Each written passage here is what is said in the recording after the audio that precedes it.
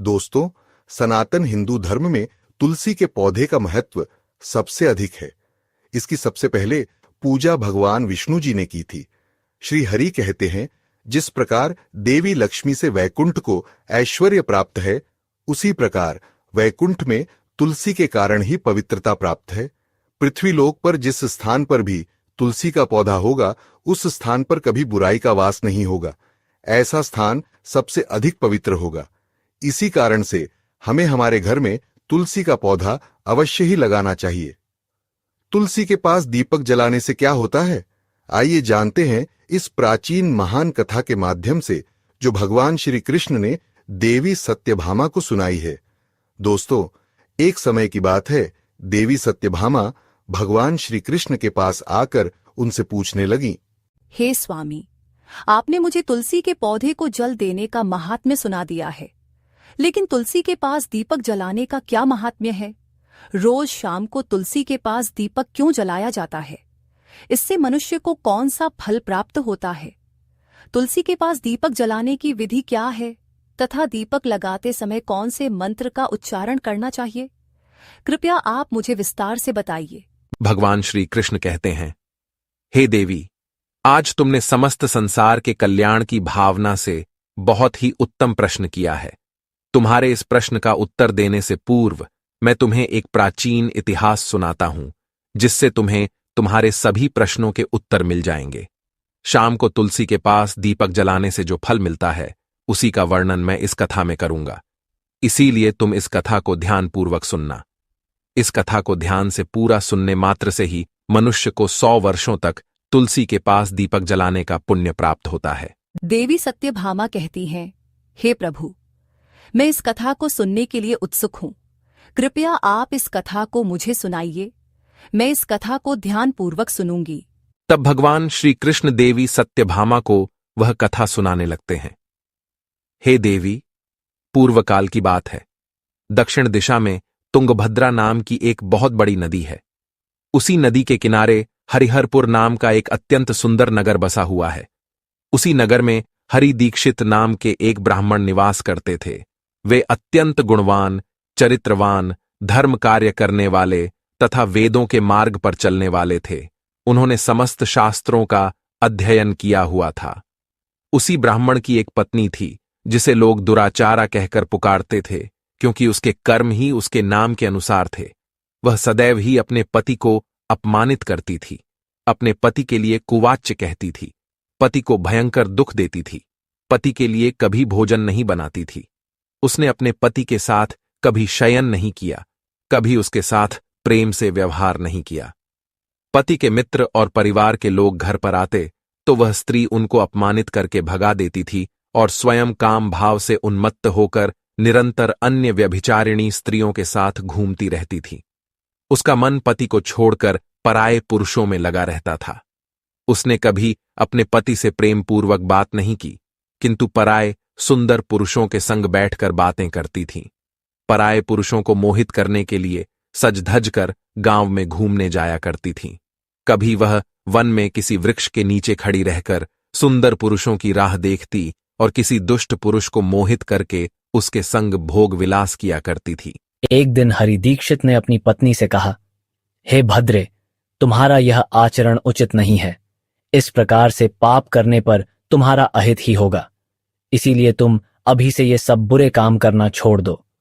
तुम्हारे इस प्रकार के व्यवहार से मुझे बड़ा दुख हो रहा है। तब उस दुराचारा स्त्री ने कहा, न जाने किस पाप के कारण मेरा तुझ जैसे भिखमंगे के साथ विवाह हुआ है। लगता है पिछले जन्म में मैंने पाप ही किए होंगे। इसी कारण से मुझे ऐसा गरीब पति मिला है। तू मेरी कोई भी इच्छा को पूर्ण नहीं कर सकता। मुझे विवशता के कारण तेरी इस झोपड़ी में रहना पड़ता है, भिक्षा में लाया हुआ भोजन खाना पड़ता है। अब और अधिक मैं इस कष्ट को सहन नहीं करने वाली। किसी दिन मैं तुझे छोड़कर अवश्य चली जाऊंगी।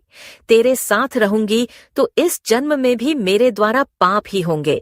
इसीलिए अब मैं किसी अन्य धनवान पुरुष से विवाह करूंगी। हरि दीक्षित ने अपनी पत्नी से कहा, हे प्रिय, तुम इस प्रकार के अपशब्द न कहो। इस प्रकार से अपने पति को त्यागने का विचार मन से छोड़ दो। जो स्त्री अपने पति को त्याग कर पराये पुरुष के पास जाती है उसका अहित ही होता है, उसे नरक में जाना पड़ता है। उस दुराचारी पत्नी ने कहा, नरक में तुम्हें जाना पड़ेगा, क्योंकि तुम कोई काम धंधा तो करते नहीं, भीख मांगकर खाते हो और मुझे भी झूठन खिलाते हो। पत्नी को दुखी और असंतुष्ट रखने वाला पति भी नरक में ही जाता है, और तुम्हारा घर कोई नरक की सजा से कम नहीं है। तुम्हारे साथ इस घर में रहने से अच्छा है मैं नरक में जाकर रहूं। इस प्रकार उस हरिदीक्षित की पत्नी ने अनेक प्रकार के कटु वचनों से अपने पति का अनादर किया और उसे अपमानित किया।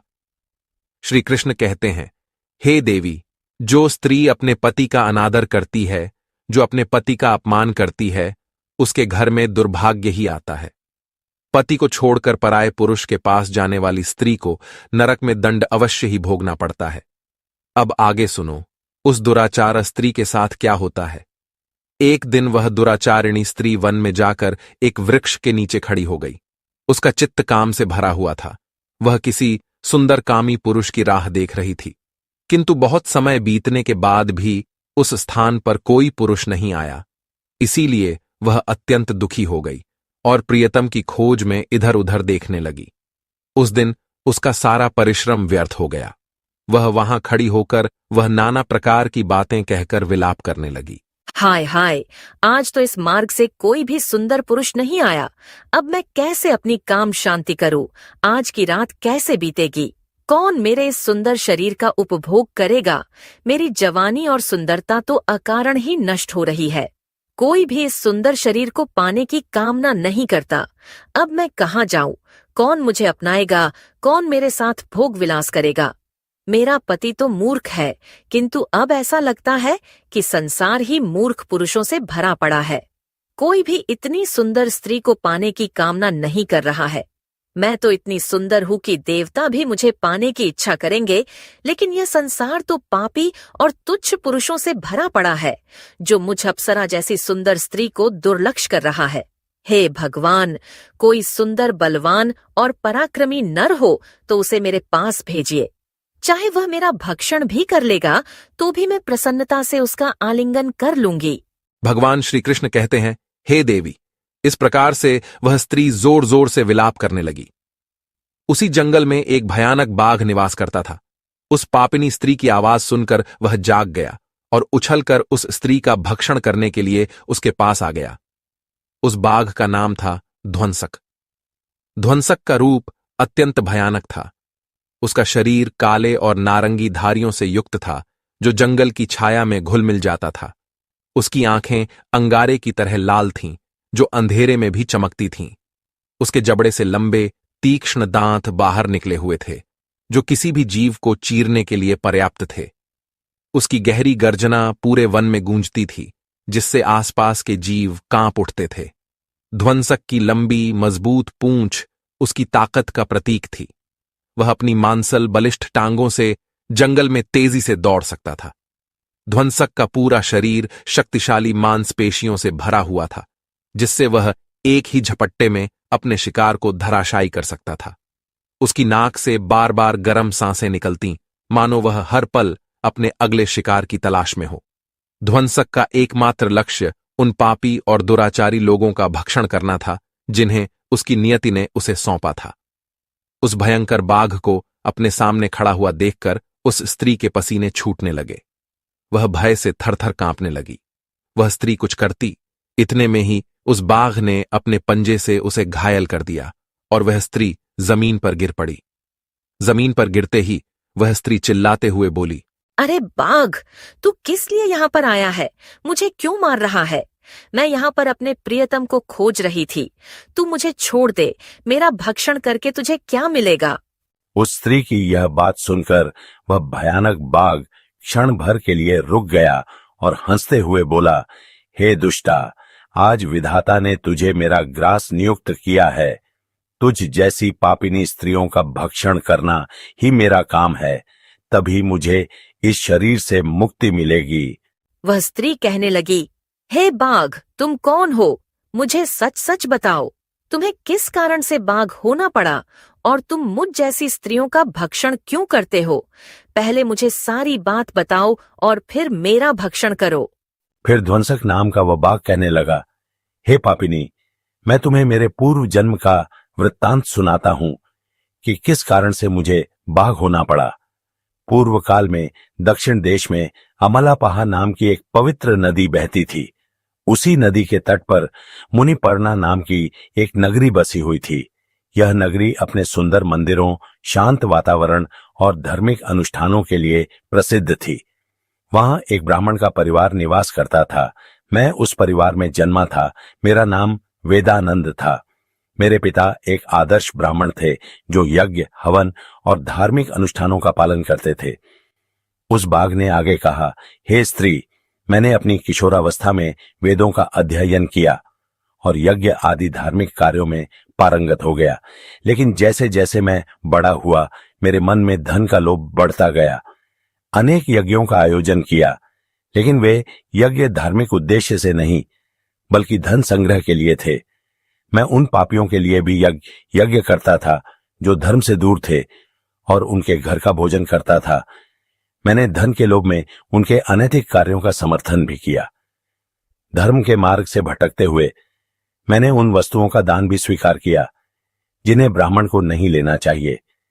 मेरा मन इतना लोभी हो गया था कि मैं ऋण के बहाने दूसरों से धन लेता और फिर उसे कभी वापस नहीं करता। मैंने अनेक प्रकार के छल कपट किए और इस प्रकार पाप करते हुए कई वर्ष बीत गए। समय के साथ मेरा शरीर कमजोर हो गया, बाल सफेद हो गए, आंखें धुंधली हो गईं और मुंह के दांत गिर गए। परंतु धन का लोभ अब भी मेरे मन से नहीं गया और मैं पाप करता रहा। उस बाघ ने अपने दुख भरे स्वर में आगे कहा, एक दिन धन के लालच में मैं फिर से नदी के किनारे गया। वहां मैंने अन्य धूर्त ब्राह्मणों के साथ मिलकर लोगों को ठगा। हम सभी ने झूठे मंत्रों का उच्चारण किया और बिना विधि विधान के ही देवी देवताओं का पूजन किया। इसका उद्देश्य केवल अधिक से अधिक धन दान में प्राप्त करना था। हमने लोगों को धर्म के नाम पर धोखा दिया। उस दिन मैंने काफी धन एकत्र किया, लेकिन उसी समय मेरे साथ एक भयानक घटना घटी। मैं उसी दिन नदी के तट पर बैठा हुआ था। तभी एक बीमार और भटकता हुआ कुत्ता मेरे पास आया।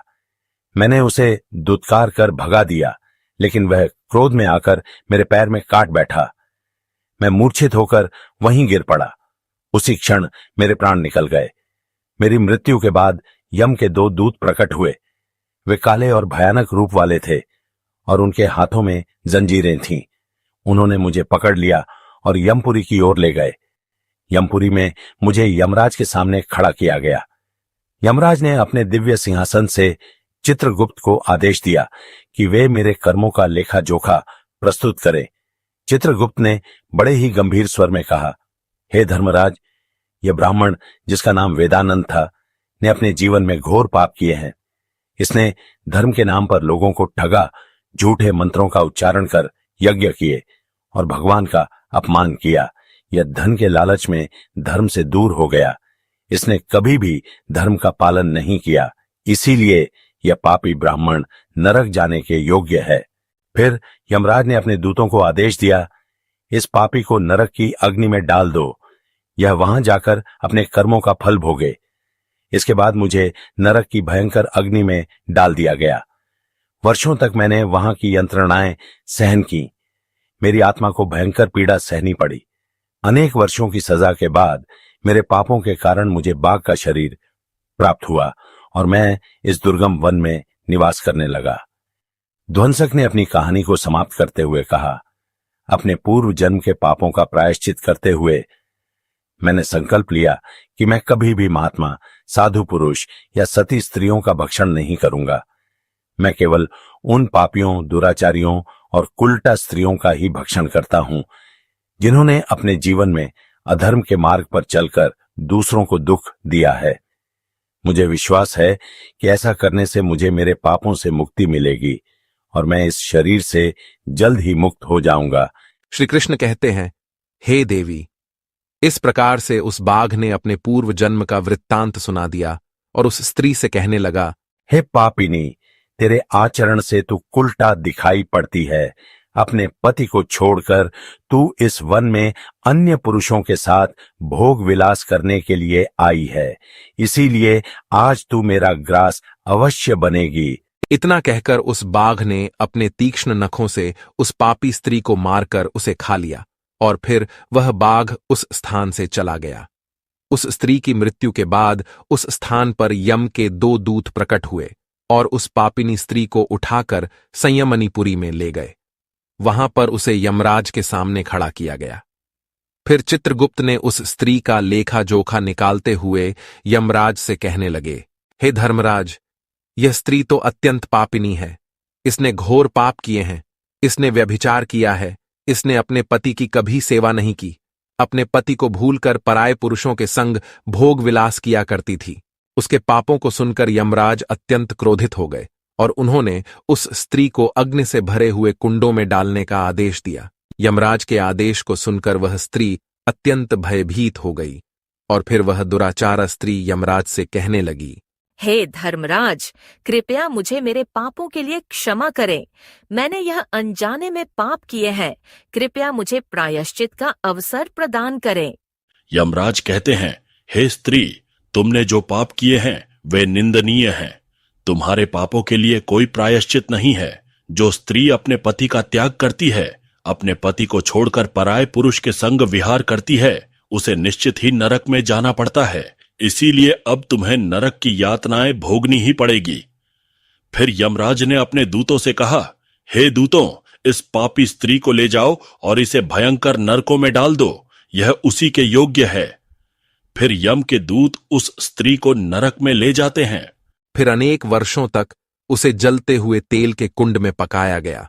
फिर उसे निकालकर रौरव नामक नरक में डाल दिया गया। इस प्रकार से उसे अनेक वर्षों तक अलग अलग नरकों में डाला गया। नरक में कष्ट भोगने के बाद वह महापापिनी स्त्री पुनः पृथ्वीलोक पर आकर चांडालिनी के रूप में उत्पन्न हुई। चांडाल के घर में जन्म लेकर वह फिर से अनेक पाप करने लगी, व्यभिचार करने लगी, अनेक पापी पुरुषों के संग विहार करने लगी। फिर कुछ समय बाद पूर्व जन्म के पापों के कारण उसे कोढ़ का रोग हो गया और वह भयानक पीड़ा सहन करने लगी। उसका अंग अंग जलने लगा। उसके नेत्रों में पीड़ा होने लगी। इस दुख को सहन करती हुई वह दिन बिताने लगी। फिर एक दिन वह तीर्थ में स्नान करने के उद्देश्य से अंतपुर में चली गई। वहां पर वह एक आश्रम के बाहर निवास करने लगी। उस आश्रम में एक तुलसी का पौधा था। अन्य स्त्रियों को वहां पर तुलसी के पास दीपक जलाते हुए देखकर उस पापी स्त्री को बड़ा आश्चर्य हुआ। फिर एक दिन वहां पर निवास करने वाले एक साधु से उस स्त्री ने पूछा, हे साधु महाराज, यह कौन सा पौधा है और यह स्त्रियां इसके नीचे दीपक क्यों जला रही हैं? तब उस साधु ने कहा, हे कल्याणी, यह अत्यंत पवित्र तुलसी का पौधा है। इसके दर्शन करने मात्र से ही संकटों का नाश होता है। इस तुलसी को जल देने से देवी देवताओं की कृपा प्राप्त होती है तथा इस पवित्र पौधे के पास दीपक जलाने से समस्त पाप नष्ट होते हैं। उस साधु की बात सुनकर उस स्त्री को बड़ी प्रसन्नता हुई और उसने साधु से कहा, हे साधु महाराज, यदि कोई अत्यंत पापिनी स्त्री भी इसके पास दीपक जलाएगी तो उसके पाप नष्ट होंगे क्या? वह साधु कहते हैं, हे पुत्री, यह सत्य है। यदि किसी स्त्री ने घोर पाप भी किए हों तब भी उसके पाप नष्ट होते हैं। उसके सभी जन्मों के पाप भी तुलसी के पास दीपक जलाने से नष्ट होते हैं। किंतु हे पुत्री, तुम कौन हो और किस कारण से यह प्रश्न पूछ रही हो? वह स्त्री कहती है, हे साधु महाराज, मैं महापापिनी हूँ। मैंने व्यभिचार किया है तथा अनेक प्रकार के पाप किए हैं। मेरे पापों के कारण ही मेरी ऐसी दुर्दशा हुई है। कृपया मुझे पापों से मुक्ति का उपाय बताइए। साधु कहते हैं, हे पुत्री, अब से तुम नित्य इस तुलसी के पास दीपक जलाओ। तुम्हारे समस्त पाप और दोष समाप्त हो जाएंगे। उस साधु की बात सुनकर उस पापी स्त्री ने भी वही किया। उसने तुलसी के पौधे के पास एक दीपक जला दिया। इस प्रकार से वह स्त्री नित्य उसी स्थान पर तुलसी के पास दीपक जलाने लगी। फिर एक दिन वह स्त्री शाम के समय तुलसी के पास दीपक जलाने लगी तो उसी समय उसकी हृदय फटने से उसकी मृत्यु हो गई और वह वहीं जमीन पर पड़ी रही। फिर यमराज के 2 दूत उस स्त्री को यमलोक ले जाने के लिए उस स्थान पर प्रकट हुए। जैसे ही यम के दूत उस पापी स्त्री को पाश में बांधकर ले जाने लगे, भगवान विष्णु के 2 पार्षद उस स्थान पर प्रकट हुए। वे दिव्य पार्षद अत्यंत तेजस्वी और दिव्य आभा से युक्त थे। उनके शरीर से स्वर्णिम प्रकाश की किरणें निकल रही थीं, जो चारों ओर का अंधकार दूर कर देती थीं। उनका रूप इतना मोहक और दिव्य था कि उन्हें देखकर किसी का भी मन श्रद्धा से भर जाता। उनके चेहरे पर शांत मुस्कान थी, जो अपार करुणा और दया का प्रतीक थी। उनके वस्त्र रत्न जड़ित और रेशमी थे, जो नीले और सुनहरे रंग में चमक रहे थे, मानो स्वयं वैकुंठ का सौंदर्य उनके व्यक्तित्व में समाया हो। उनके कानों में सुनहरे कुंडल झूल रहे थे, जिनसे दिव्य संगीत की ध्वनि प्रतीत होती थी। उनके माथे पर तिलक और चमकती हुई बिंदी थी, जो उनके दिव्यता का सूचक थी। वे दोनों विशाल कद और बलिष्ठ थे। उनके हाथों में दिव्य गदा थी, जो न्याय और धर्म की शक्ति का प्रतीक थी। वे उस स्त्री को अपने दिव्य स्पर्श से मुक्ति का आश्वासन देने आए थे, जिससे उसके सभी पाप नष्ट हो सकें और उसे स्वर्ग की यात्रा का अधिकारी बना सकें। उन पार्षदों ने यमराज के दूतों को रोक लिया और कहने लगे, हे यमदूतों, इस स्त्री को तुम छोड़ दो। यह स्त्री नरक जाने के योग्य नहीं है। तुम किसके आदेश से ऐसा अधर्म कर रहे हो? फिर यम के दूत कहने लगे, हे पार्षदों, हम यमराज के आदेश से इस पापी स्त्री को उठाकर ले जा रहे हैं, किंतु आप हमें किस कारण से रोक रहे हो? यह स्त्री अत्यंत पापी है, इसे नरक में ले जाने की आज्ञा मिली है। यह सुनकर भगवान विष्णु के पार्षद मुस्कुराए और बोले, हे यमदूतों, तुम सत्य बोलते हो, लेकिन इस स्त्री का एक ऐसा पुण्य भी है जो इसके समस्त पापों को मिटा चुका है। क्या तुमने देखा नहीं कि इसने अपने जीवन में संध्या के समय तुलसी के समीप दीपक जलाया है? यमदूतों ने चकित होकर पूछा, हे पार्षदों, क्या केवल तुलसी के समीप दीपक जलाने से इसके समस्त पाप नष्ट हो सकते हैं? भगवान विष्णु के पार्षदों ने गहन दृष्टि से यमदूतों की ओर देखा और समझाया, तुम इस बात को नहीं समझते यमदूतों। तुलसी भगवान विष्णु की परम प्रिय है, और जो भक्त श्रद्धा और भक्ति से तुलसी के समीप दीपक जलाता है, वह विष्णु की कृपा का पात्र बन जाता है। संध्या के समय दीपक जलाने का पुण्य अनंत गुना बढ़ जाता है, और यह न केवल उसके पापों को नष्ट करता है, बल्कि उसे स्वर्ग का अधिकारी भी बनाता है। इस स्त्री ने सच्चे मन से तुलसी का पूजन किया और दीपक प्रज्वलित किया है, इसी कारण इसके सारे पाप जलकर राख हो चुके हैं। अब यह नरक जाने के योग्य नहीं है। यमदूतों ने अपने हाथ जोड़कर कहा, हे पार्षदों, आप सत्य कह रहे हैं। हमें इसके भक्ति के बारे में जानकारी नहीं थी। यदि यह भगवान विष्णु की प्रिय भक्त है, तो इसे हम कैसे नरक ले जा सकते हैं? भगवान विष्णु के पार्षदों ने मधुर स्वर में कहा, इसीलिए हे यमदूतों, अब तुम लौट जाओ। इस स्त्री ने तुलसी की सेवा की है। वह उस दीपक की रोशनी में अपने सारे पापों को भस्म कर चुकी है। अब इसे विष्णु लोक में ले जाया जाएगा, जहां इसका स्वागत होगा। यह अब स्वर्ग की अधिकारी बन चुकी है। पार्षदों की बात सुनकर उन यमदूतों ने उस स्त्री को उसी स्थान पर छोड़ दिया और यमलोक लौट गए। वहां जाकर उन्होंने यमराज को सारा वृत्तांत सुना दिया। फिर भगवान विष्णु के पार्षद उस स्त्री को दिव्य विमान में बिठाकर स्वर्गलोक ले गए।